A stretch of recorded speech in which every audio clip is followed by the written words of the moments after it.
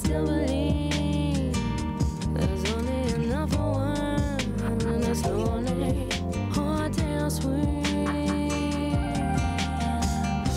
The journey's long, and I feel so bad. I'm thinking back to the last day we had. All right, we'll get started here in just a second. Just a reminder, thank you. DVD sales of all the discussions are on sale in the vendor area right out here on the 18th floor. If you haven't been down to the second floor, there's a lot going on down there. People soldering things, taking things apart, lots of stuff for sale. Agent Steele's books are on sale in the DVD area as well, and he's giving like some kind of 18-hour marathon discussion that starts at midnight tonight. Don't forget the fourth track, which is the room down the hall. You can sign up and give your own discussion, and we'll be announcing those as the day goes on. Stuff like stack overflow and exploits, and hacking the NYC power grid, which is good for blackouts, I suppose. But let's get going with these guys. You've seen them at a lot of the HOPE conferences. Skip, Joe, Lynn, and Bernie S. This is off-the-grid voice data communications.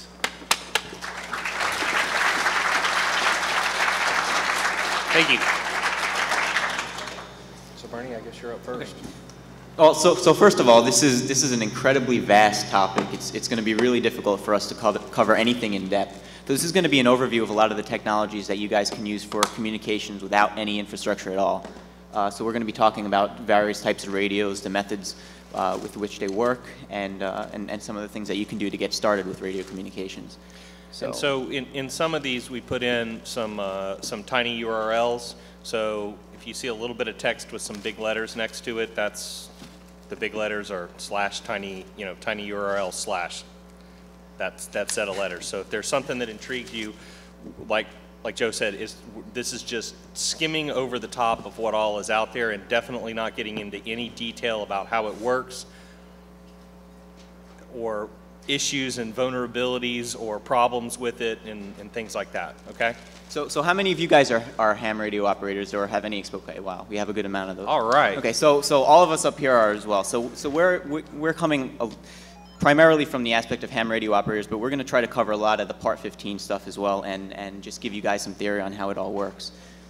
So Ed, do you want to go and explain some of the since a nice percentage of you are amateur radio operators, and we really encourage you to get your ham radio license, which you can get fairly easily Sunday morning at the VE volunteer examination session on the 6th floor, 10 o'clock Sunday morning. Come to the elevator. This is on the wiki if you haven't seen it. Just go up to the 6th floor Sunday morning, and you pay $14, which is the FCC approved price, whatever. And you'll probably pass it if you have even a smattering of technical knowledge. If you go to the HOPE Wiki, there's a link to all the actual questions and answers used on the FCC exam. So if you just memorize them, you'll pass this thing. Yeah, I mean, if you have technical background and technical knowledge, and you review some of those questions for the technician exam, you have a high likelihood of passing it. Drop $14, give it a shot, see how it goes. If not, then you know what to expect. Come back and do it another time. It's not necessary to have a ham radio license to do two-way communications. There's a lot of options available to unlicensed individuals, and we're going to talk about some of them too, since the majority of the people here are not licensed hams yet. So I just want to go over some of the categories. Question, do they expire? Like I haven't used mine in 30 years. Yes, 10 years. 10 years. Now you might be able to get your old call sign back, but you'd have to retake the exams. Yeah. Can you put this in the middle here? Can I put what in the middle? Yeah. All right. As far as communications options available to everyday folks who maybe didn't have any experience with radio communications or got a ham radio license, you've probably seen walkie-talkies and other things like that available in retail stores. And they fall under several different categories that the FCC has allocated frequencies for. The most common you've probably seen are these little family radio service radios, or FRS. They operate on UHF frequencies around 460 megahertz. They're fairly low power, maybe half a watt or so. It might give you a range of a mile or so These are really commonly used. They're not legal to use for business, but they're commonly used by families, hence the name of the service, Family Radio Service. They're also used a lot by activists. Unfortunately, they're very easy to monitor. So if you're involved in any kind of direct actions and you're using Family Radio Service radios, you can be assured that the police are monitoring those communications and maybe even misdirecting them, jamming them, that sort of thing. I've seen this happen in Philadelphia. That's a good example of an inexpensive Family Radio Service radio. I picked this up for $5 at a drugstore, so they're very inexpensive. They're just good for quick and dirty communications. They're not secure. They're fairly short range, maybe half a mile or mile or so, but it's just something to use. Those are some of the Family Radio Service frequencies, and there's a URL at the bottom there, E5KRB, if you want to check that out. Next slide. Do you want to go to MERS? Yeah. There's another category of radio service that the FCC has authorized more recently called MERS. I forget what the acronym stands for, multi-use radio service or something. They're on a VHF frequency. Bottom line is they're a little more power. I think they're about 2 watts, and they give you more range, and you can use them legally for business purposes, unlike FRS. Which one do you want to go? Narrowband FM? They're all narrowband FM, which bottom line means the fidelity isn't high fidelity like an FM broadcast station, but it's perfectly understandable. There's also been this service, General Mobile Radio Service, has been around for decades. They're also on the UHF frequencies, some of which are shared by the Family Radio Service, and these require an $85 license from the FCC. There's also GMRS base stations that are available up to 50 watts in power. So there are also GMRS repeaters, so people in a community could communicate, 20, 30 miles away with the GMRS repeater on a mountaintop. But again, they require a license. Most of the cheap FRS radios you buy in stores also have some GMRS frequencies in there, and you'll find a little note in the manual in very tiny print saying, to use the GMRS frequencies, you must have an FCC license. But almost nobody does this. So the GMRS people are kind of upset that the FRS radios have sort of moved in on their band. You might have seen some of the HOPE staff members walking around with two-way radios, and the ones you're seeing pictured here are what we're using. These are made in China, and they're designed to compete with Motorola, who's sort of the king in radio communications equipment for government and military. And these radios operate over a very wide frequency range. They're 4 or 5 watts in power, depending on whether you're using a UHF or VHF frequency. They're programmable with the PC. And they also have some interesting features. It has 16 channels, but you could literally program any of the 16 channels, could be any one of thousands of different frequencies.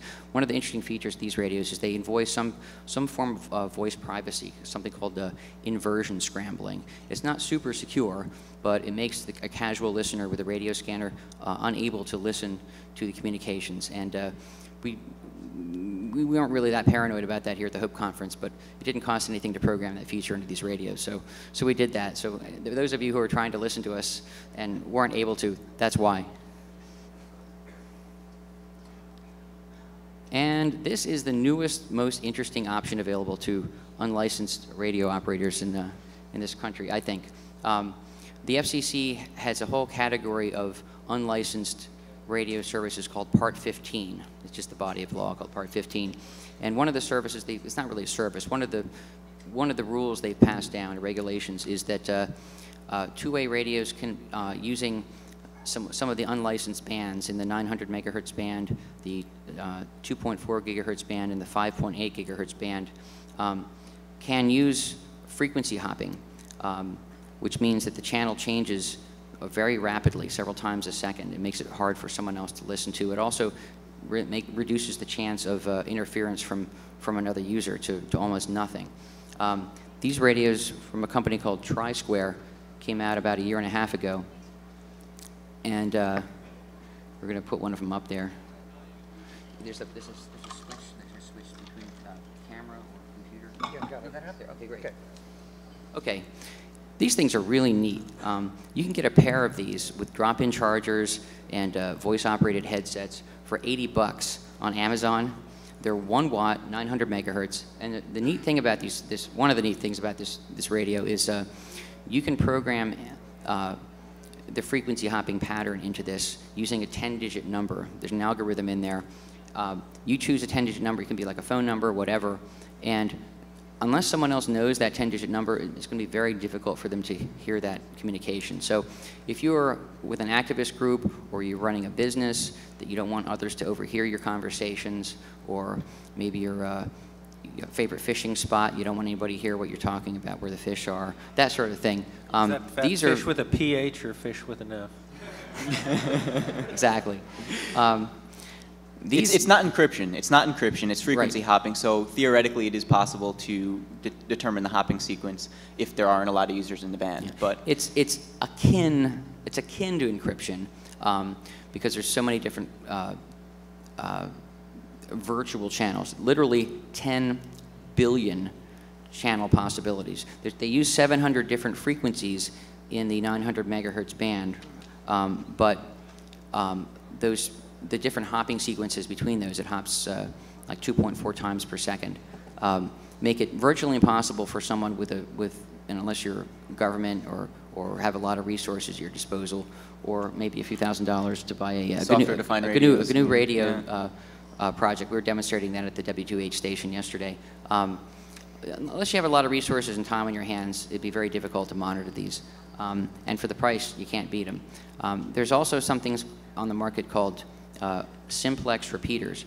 You can plug a little box about the size of a pack of cigarettes into one of these radios or any of the other radios I've just shown, and put it on a high point, either like the top of the Hotel Pennsylvania or on a mountaintop or anywhere else, and then other people can use that as a repeater to communicate over a wider distance. So if one of these radios were on top of a mountaintop, you could talk 20, 30, 40 miles away through this to someone else equally far away. So the only one of those that legally you cannot do that on is MERS. The FCC specifically addressed that on MERS, that they did not want people building repeaters on MERS frequencies. So when it first came out, they didn't have that, and a whole bunch of people put up these MERS repeaters, and a few people, and the FCC went back and said, no, this is not what we intended. The FCC changes. But that's the only one. The FCC tends to change rules as they go along, but that's at the FCC. So check these things out. If you go to trisquare.us, you can read about it. I'm not selling them, but the company has donated a pair of these to give away at the conference. We'll figure out a way at the end of the talk to figure out who's gonna get these radios. One last thing I want to talk about is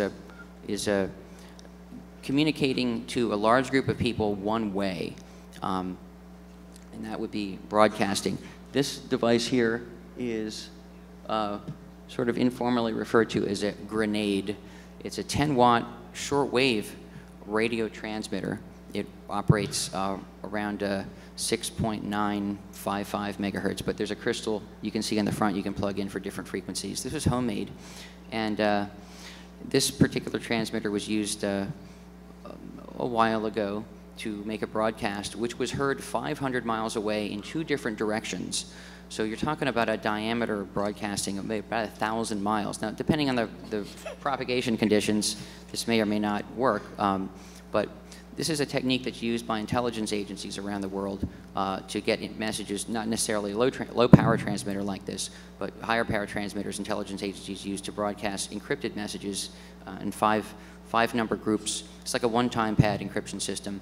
So if you need to get it, if you have like a group of people around the country, around the world, you want to get messages to securely, you could use one-time pad encryption with a low power or even a high power shortwave transmitter and get that information out to them, and it's fairly secure. So we can have more questions and answers after the end of this talk, but that's pretty much all I wanted to talk about. I'm going to go over a little bit about how that actually works. If you could switch back to the slides. Okay, so the radios that he was demonstrating before, which are the handheld radios, operate in the VHF and UHF frequencies, which is probably what most of you guys are familiar with.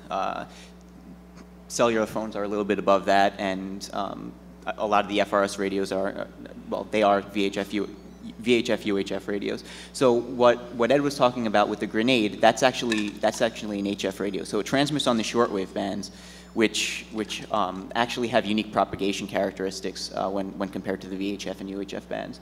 So actually, when he's transmitting with that grenade transceiver and people are hearing it 500 miles away or so, they're not actually hearing they're not actually receiving a direct line of sight from that transmitter. They're actually receiving a signal that's bounced off of the ionosphere, back to Earth, off the ionosphere again, and back to Earth, maybe multiple times. Sometimes it's a single hop, sometimes it's a few hops.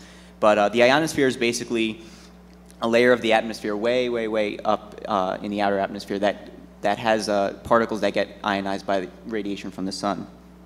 And it basically creates a reflective layer at different times during the day, and depending on the amount of solar activity that's occurring at the time, and allows different frequencies to reflect or pass through at various times.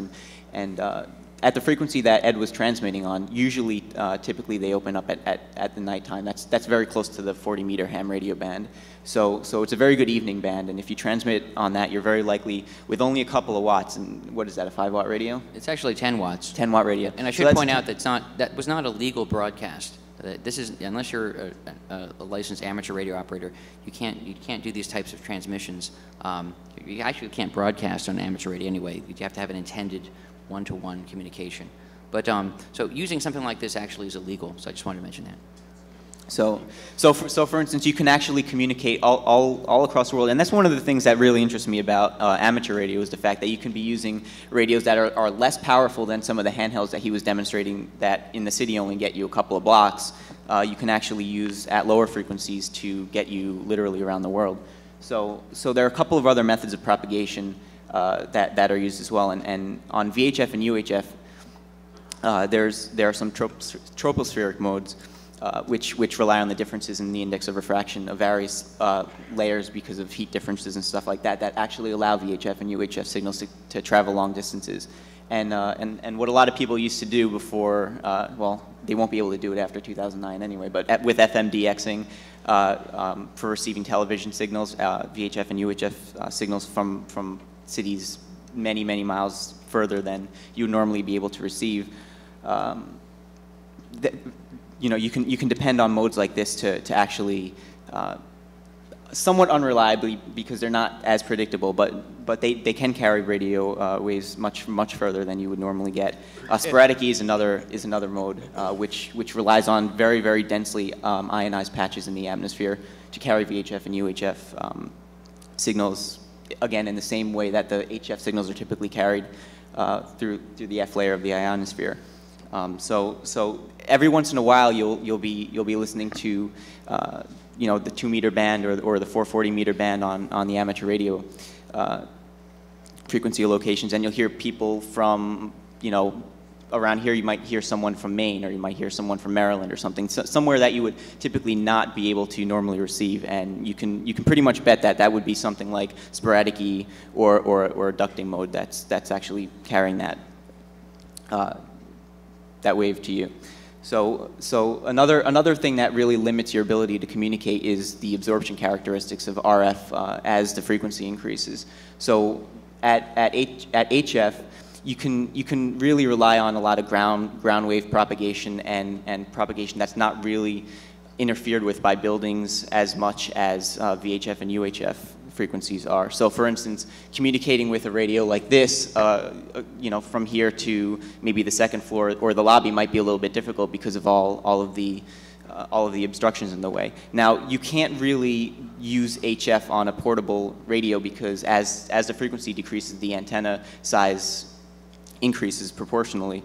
But if you had a radio outside with a dipole antenna or with a vertical antenna that was suitable to the frequency that you're using, buildings might not be as much of a problem because you can actually have a takeoff angle that clears those buildings, bounces off the ionosphere, and comes down somewhere else, sometimes predictably, sometimes unpredictably.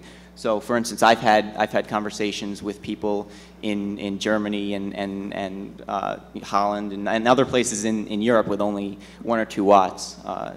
Transmitting power from a crappy antenna in my backyard.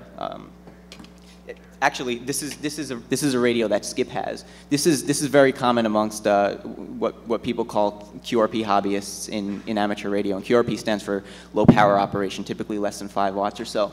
And this is a radio that was actually built in an Altoids can. Do you know what model that is? That's the Freakmite, I think. It's I'm not sure. okay. This actually, yeah, it looks like the Rockmite. So a Rockmite is a very popular transceiver that's kitted by I forget the K1SWL, is that right? Yeah. So he produced all these kits that are very popular, and it's a crystal controlled CW radio. So that means that basically you're limited to using Morse code. But the bandwidth that Morse code uses in relation to other modulation schemes like AM and FM is very low, which really increases the signal to noise ratio and allows you to use really tight filtering to pull in signals that are otherwise incredibly weak. So if you guys want to learn Morse code or use computers to generate and decode it, you can actually even extend the range even further. So To be licensed as an amateur radio operator in the United States no longer requires the CW test, but CW is still a popular mode for the very reasons Joe just mentioned. And by the way, there was a, I believe it was on Jay Leno. We might have mentioned this. Oh last yeah, time. there was a contest. There was a contest on Jay Leno between the world's fastest text messengers and 2 ham radio operators to see who could get a message across faster with Morse code versus texting. You're keeping them in suspense. The SMS guys got completely smoked, completely smoked. Okay, which begs the question that is Morse code a better way to enter your text message on your cell phone than going around and hunting and pecking for these keys? And so actually, I just got, I have to say, I stood in line 2.5 hours to get my iPhone, and there's actually a program that you can input text using Morse code into your iPhone. So, I think it's an interesting, it's an interesting turn of events, Right. Where do you plug in the key? Huh? So there's no external key. So I need a I need a Bluetooth Morse code key now. So. So it's a really efficient mode and really power efficient relative to some of the other modes, because when the transmitter is on, it's transmitting at the full power that the transmitter is capable of, and when it's not, it's completely off. So it's a very power efficient mode. It can really help you communicate far distances with really very. I mean, it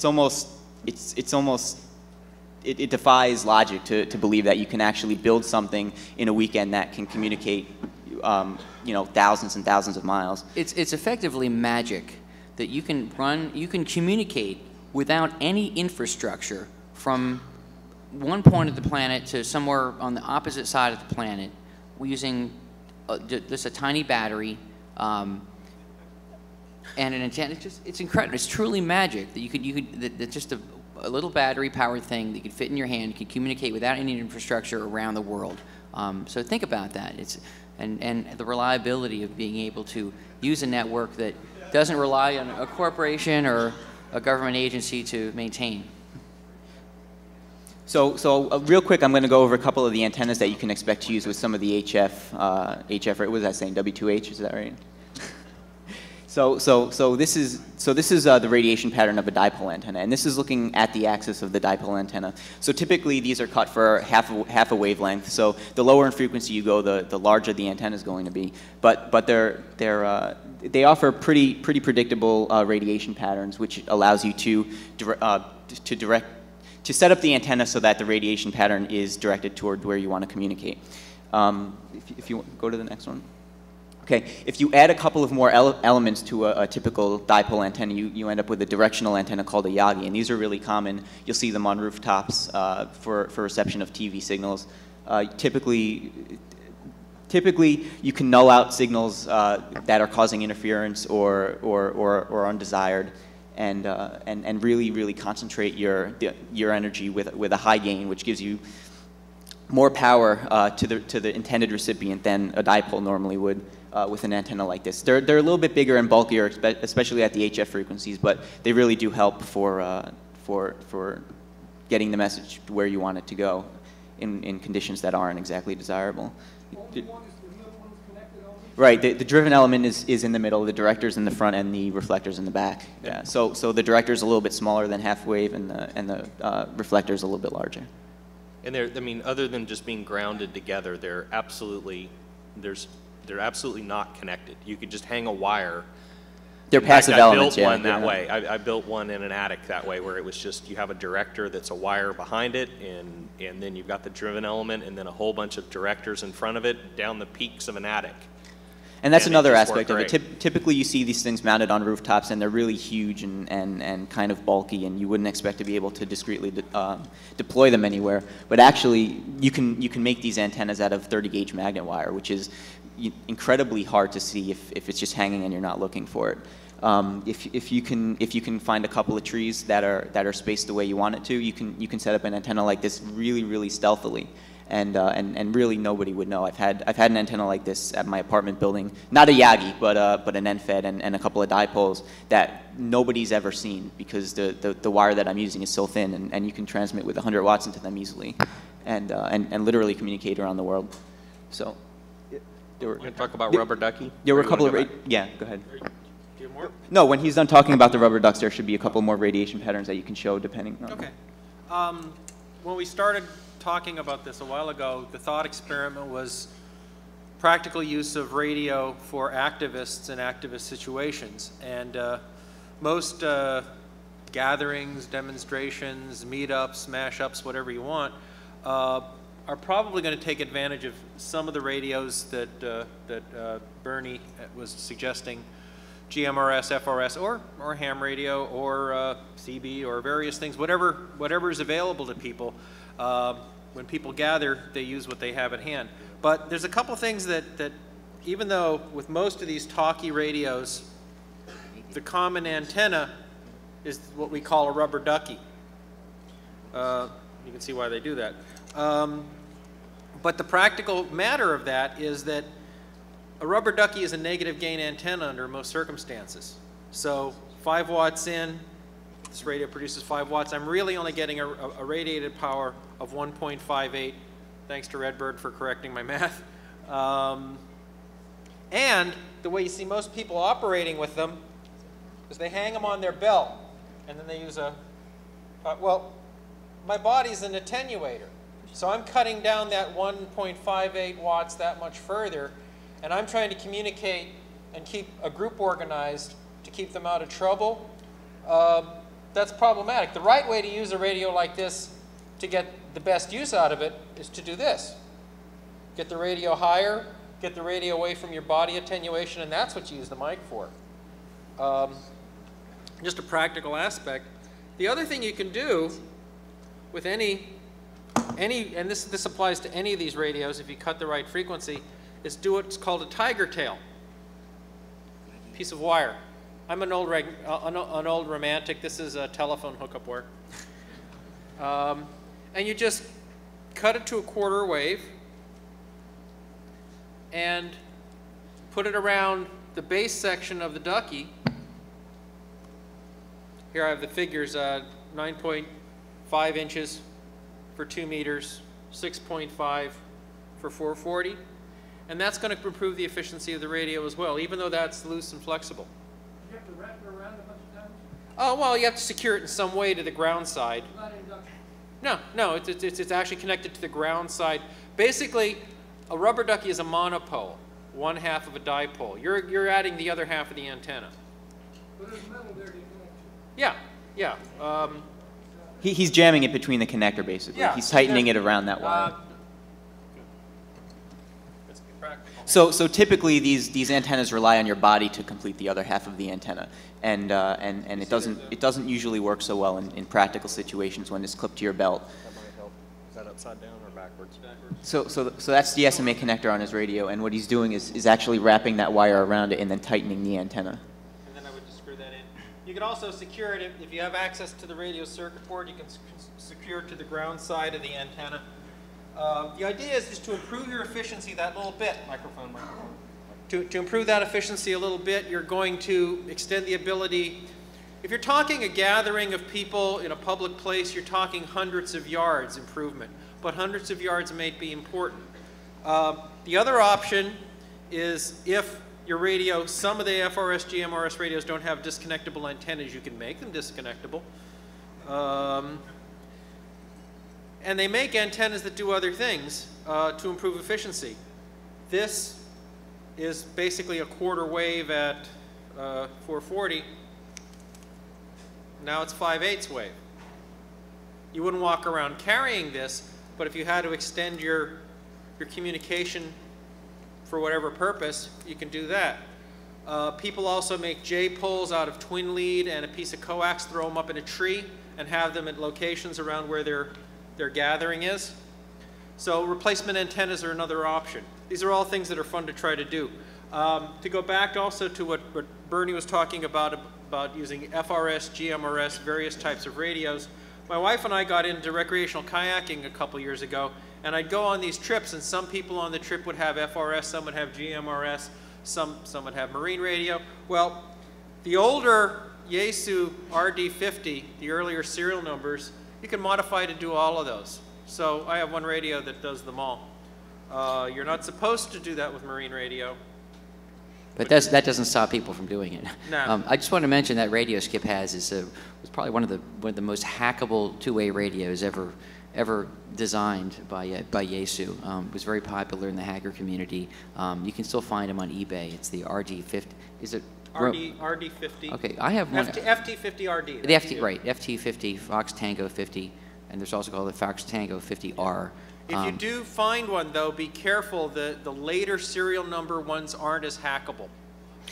There's a lot of information about that on the web if you actually do run across one. Though. They can also receive a very wide range of frequencies. And back when analog cellular was still active, up until a few months ago, you could listen to cellular phone calls on these things. There's a voice recorder. There's an audio recorder built into it. It's really amazing little radio. They don't make them anymore, unfortunately. Not that listening to cell phones is legal. That would be wrong. Just so you know, that would be wrong. Nobody up here has ever done that. Today.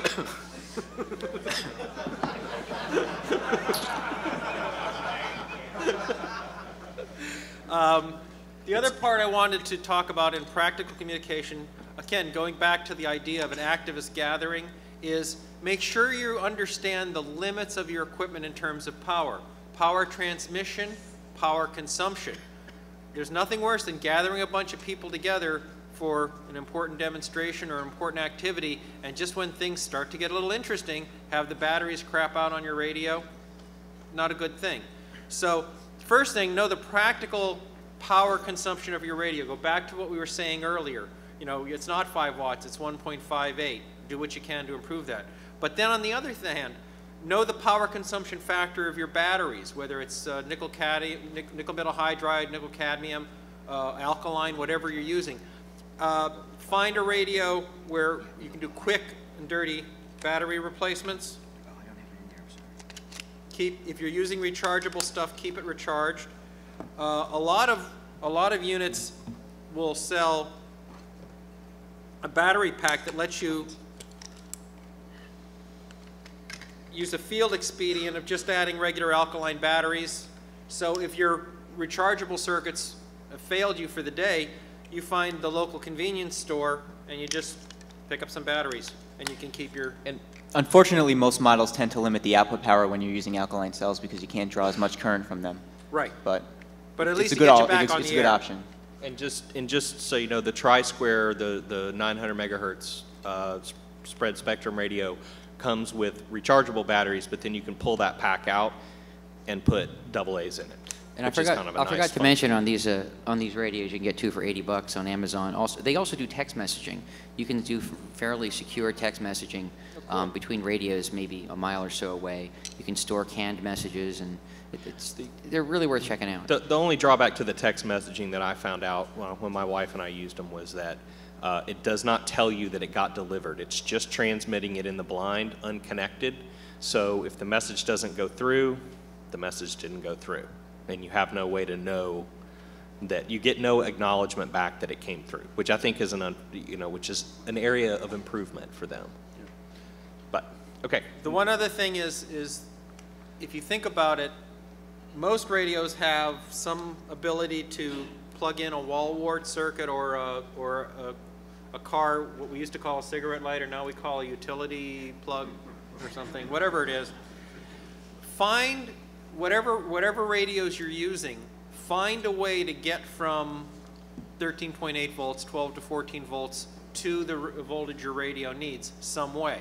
Because there's always a car around, you can always pop the hood and just hook up. Most amateur radio equipment accepts 12-volt supplies. Right. It's incredibly common. So. Yeah. And even other equipment that doesn't uses batteries, there's little voltage converters you can get that'll convert 12 volts down to 4.5 volts or 6 volts or whatever the radio happens to use. I'm going to go over to the screen again. I've modified this cable, in addition to just being to the utility plug. Common radio connectors for power are something called power poles. Drop it down low. And the earlier tradition before power poles were invented was something called Molex. So I built this cable so I have the common standards all in line. So if I run across another group of people who are doing radio and I have the ability to draw power from them, I can just pop out that cable. But like I said, in the long run, in a real emergency, just being able to tap a car battery is a great way to go. And it's all about just, keeping your communication lines open and working throughout the extent of your gathering. What about solar power, Skip? This is my absolute favorite. Now, Ed showed this to me like a year ago or something. I want to do see, I think you can do this. Go ahead. Oh, as Skip was saying, being able to, the whole point of this panel was off the grid radio communications. That didn't mean that means not only are you off the grid of a communications infrastructure that relies on corporate government networks. This is completely wireless and using no other infrastructure. There's the power infrastructure too that we all are reliant on, but you can use batteries and rechargeable batteries and photovoltaic panels or solar panels like this. This happens to be a military surplus unit, which is really nice. It folds up like a notebook. It generates about 15 watts of power. That would easily charge batteries for any of these devices we've just shown here today. So if you really want to be off the grid, I mean, you can be free of any infrastructure between you and the party you're communicating with, and free of any infrastructure as far as the power grid goes. So off the grid communications is really possible.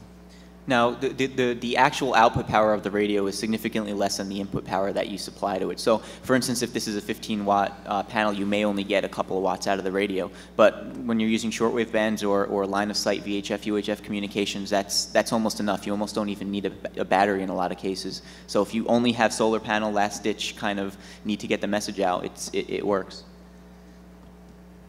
I think we're good. Okay. You want to ask questions? Is that me? Yeah. All right. So we talked about some stuff where you're completely off the grid. Okay. You're not relying on anybody else to do anything. Now, of course, you could build your own grid, sort of, right? Okay. So you're going to connect, and you want to have long distance communications between two different locations. Let's just say. So, or you want to have you want to put your own repeater up in the ham band. Maybe not in the ham band, okay?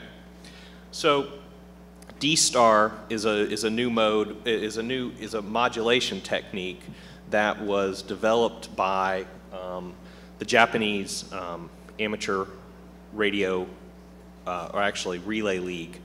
And they own the standard, although one of the problems with it is that only one manufacturer is making the radios right now.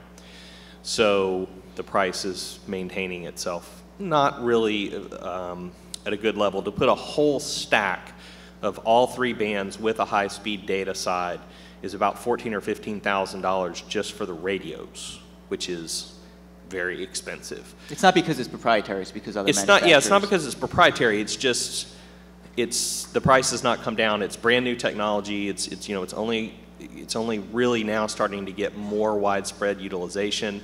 I mean, there's only a couple of these in New York City at all, and I believe there's only one that's hooked to a gateway. that can put it out on the internet. But we'll talk about that in a second. Handheld radio is less than about $375, depending, new. And then, so this is one of those radios. It's upside down. So is that? You know, this camera thing really messes you up if you're dyslexic. Here's one of these radios, and I don't want to get too much in D-Star, but it gives you the capability going through the internet or a backbone that you create using Wi-Fi. They even have a 10 gigahertz handband link that you can link at 10 megabits between sites. And you can talk digital voice between two people without a repeater, between a repeater covering a large area, or repeater to repeater linking, or repeater to reflector, which is like multiple repeaters connected together covering a large area. Now, like I said, you can connect that to a gateway that can connect to the internet. You can just dial up a repeater in a faraway place. You're dialed up to your local repeater. You change the settings, and you're popping out in London on a frequency. You're in New York, you're popping out on a frequency in London just like that. It's very appliance operator oriented, not experimentation. Some other projects, some other things that are out there for digital communications is Project 25, P25. That was created by the Association of Public Safety Communication Officials. The intent here is to use this for police departments and public safety fire departments to communicate with each other. But this stuff is just starting to hit the surplus market a little bit, but it's still very, very expensive. A used handheld will run you over $500. But it does have the ability to have encryption in it and turned on. You're not allowed to do that in the handbands. But if you were to program it on MERS, then there's absolutely nothing that says you cannot use full-on P25 encryption on MERS. And I mean, that's built to the level that police are using it, so you're using basically the same technology as the police. Now, the fact that they're going to P25, which is a digital mode, you know, everybody, oh, we got to go digital, everything's got to be digital. Interestingly enough, I believe the New York City Police Department is staying analog on UHF because it works better. It's much easier to monitor too. Yeah. With like a police scanner, there are police scanner, there are like scanners like this one here, but they generally cost between $300 and $500 that will allow you to listen to unencrypted digital APCO 25 transmissions.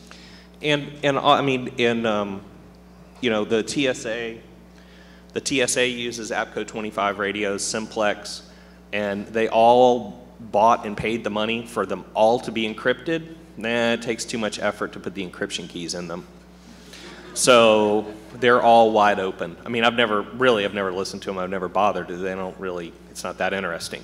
But you know, they're using them. Your government dollars paid several $1,000s for each of these radios to have encryption, and I've yet to ever hear of anybody who's actually using the keyloaders. But what I was going to say is because a lot of these police departments are buying Project 25 radios, an interesting development is that these non-digital radios that work really well, like a Motorola Sabre, with encryption modules are coming onto the used market.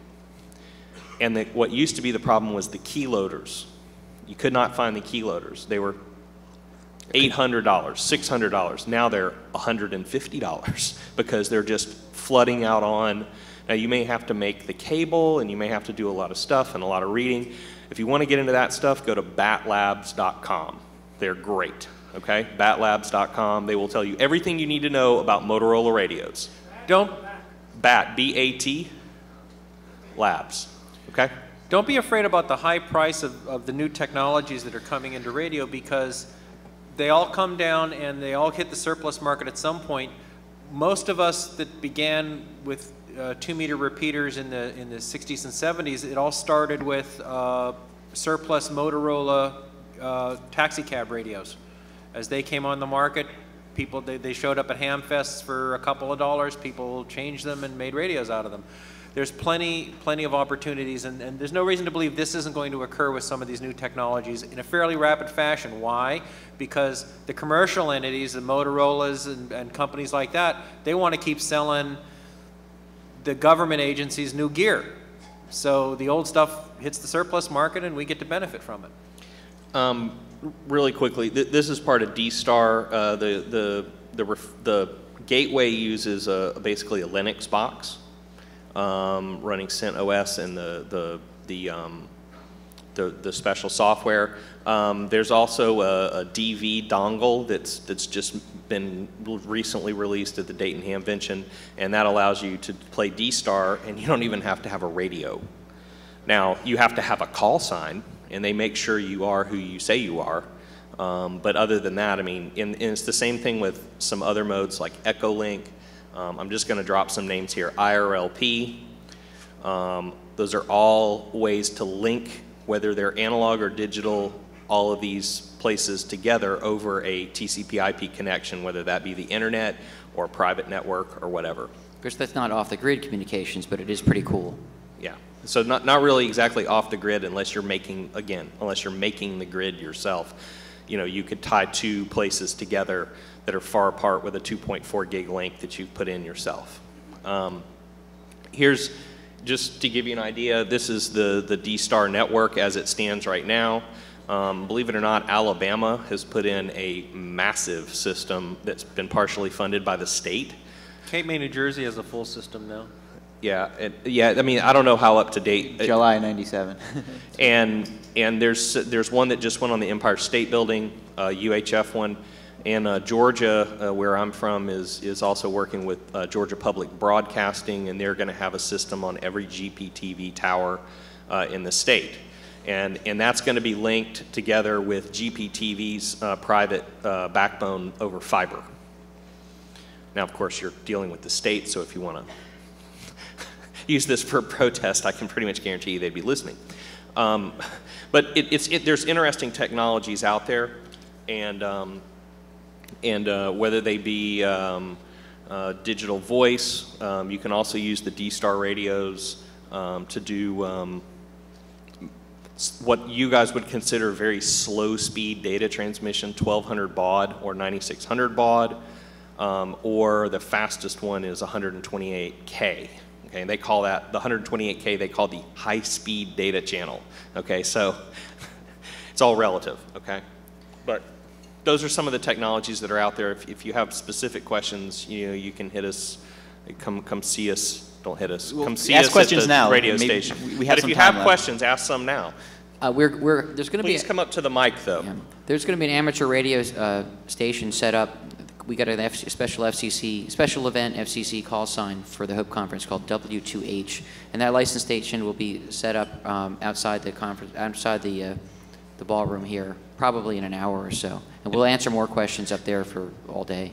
And whether you're a ham or not, I encourage you to go Google for Hamfest in whatever your local town is. And there's always some. I mean, they're going to be small, they're going to be big, depending on where you are. But they're really great. There's a lot of used electronic gear that's on computer equipment that's not just ham radio stuff. But if you go to Dayton, the Dayton Hamvention, hamvention.org, that is the big one in the United States. If you are from Europe, the big one in Europe is Friedrichshafen, and they're both great experiences if you get to go over there. Friedrichshafen, Germany is right across the lake from Switzerland. You can fly into Zurich and then take the train. I've done it one time, wish I could go every year, but it's great. Those two events are the largest gatherings of communications geeks in the world. It's really fascinating. And you can buy a lot of surplus equipment there for dirt cheap. And that's where I met Ed. He walked up to the booth. I'd never seen him before. I had heard him on Off the Hook and recognized his voice. We'll take questions. Okay.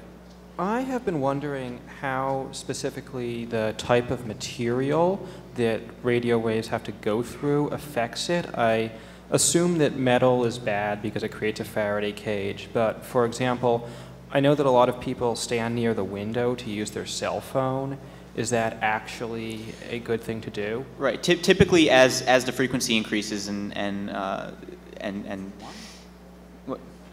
typically as the frequency increases, the absorption increases as well. So as you get higher in frequency in the VHF, UHF, and then up to microwave frequencies, you'll tend to find very high absorption in most common materials. So cell phones are kind of probably close to the upper limit of where we're going to be able to be without having to be outside and being line of sight to the transmitter. 2.4 gigahertz works pretty well, and much above that, the absorption starts to get pretty high. So. It's a good question. We have a lot of people to ask. They're here with questions. We only have like 2 minutes left, so we're going to take the questions outside there because we have a couple things to give away. So sorry you're in line here, but there's just not enough time to get all these questions. But you can ask them outside in a few minutes. There's a couple of magazines, three magazines out that address the topics we're talking about for both amateur radio and non-licensed communications. The latter, there's 2 magazines. One's called Monitoring Times. It's worth checking out. The other's Popular Communications. I hear they have a good writer. Popular Communications gave us 3 gift subscriptions, so we're going to have to give them away somehow. How are we going to? So I guess what we thought about was, can anybody tell me what that's saying? Yes. Got to put the camera. What does it say? Hope. It says hope. All right. You got one. Congratulations. Thank you. We had to do one really, kind of an old school way to win a prize, right? I mean, that's a talent right there. 2 more gift subscriptions to give away here. I don't know. How are we going to do this? I'm afraid that if I change the message and try again, it's going to not work. Somebody raise your hand and I'll pick you out. All right, this guy here, and then how about the guy in the guy in the black shirt? What's You're right there. Yes. Come on up. Okay. I saw you had a handy talkie on. So there's a box. We have a box here of 200 copies of various issues of Popular Communications to give away. So we'll be giving them away at the table up here with the ham radio station. And the biggest prize is a pair of these tri-square frequency hopping spread spectrum radios. And we got to figure out some way to fairly give this away. I know everybody wants these things, so you can. If you don't win them, you can still get them from tri-square. Turn the speed up and see if we can get somebody who can read something. I don't know. We got to figure out a quick, fair way to give these away.